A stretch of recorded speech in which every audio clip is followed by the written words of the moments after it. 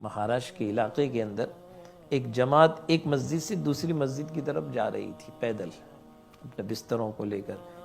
تو دو پڑوسن آپس میں باتیں کر رہی تھی. تو ایک پڑوسن اپنی پڑوسن سے کہنے لگی, کیا کہہ رہی ہے, اللہ ان تبلیغ والوں کے اوپر رحم فرمائے, اللہ ان کو جزائے خیر عطا فرمائے. دعائیں دے رہی ہے وہ. تو وہ یوں کہنے لگی اپنی پڑوسن سے کہ کیوں اب ان کے لیے دعا کر رہی ہو؟ کہا میں اس لیے دعا کرتی ہوں کہ ان کی برکت سے اللہ نے میرے گھر کو پرسکون بنایا ہے. کہا وجہ کیا ہے وہ تو بتا مجھے. تو کہا کہ میرا شوہر اور میرا خاوند تو بس ڈرائیور تھا, صبح سے شام تک وہ ڈیوٹی پر رہتا تھا. شام کو جب اپنی ڈیوٹی سے اترتا تھا تو سیدھا شراب خانے پر پہنچتا اور شراب پی کر اپنے گھر آتا تھا اور نشے کی حالت میں ہماری گھر کی پکی ہوئی ہانڈیوں کو انڈیل کر پھینک دیا کرتا تھا اور رات بھر گالیاں بکتا تھا اور ہماری نیندیں حرام ہو جاتی تھی. ہم کبھی رات میں سکون سے نہیں سوئے.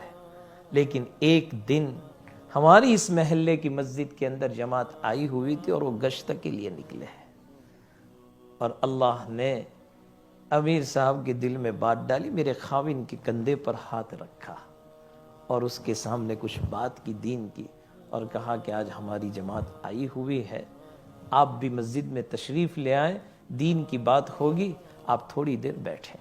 اللہ نے میرے خاوند کے دل میں بات ڈال دی اور وہ مغرب کی نماز میں پہنچ گیا.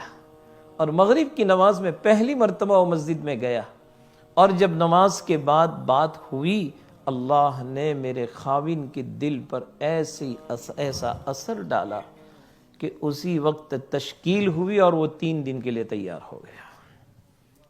اور 3 دن کے لیے جب نکلا تو 3 دن کے اندر اللہ نے اس کی زندگی میں وہ انقلاب برپا کیا کہ وہ 3 دن پورا ہونے سے پہلے امیر صاحب سے کہتا ہے کہ میں 10 دن چلوں گا.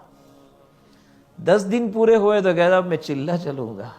یہاں تک کہ بڑھاتے بڑھاتے اس نے 4 مہینے لگا لیے اور 4 مہینے اس نے لگائے.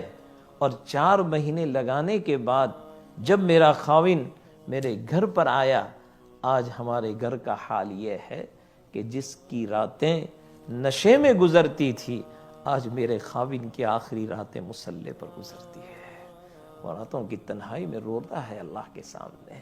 اللہ نے اس گشت والے عمل میں یہ طاقت رکھی ہے, اللہ نے اس میں یہ طاقت رکھی ہے.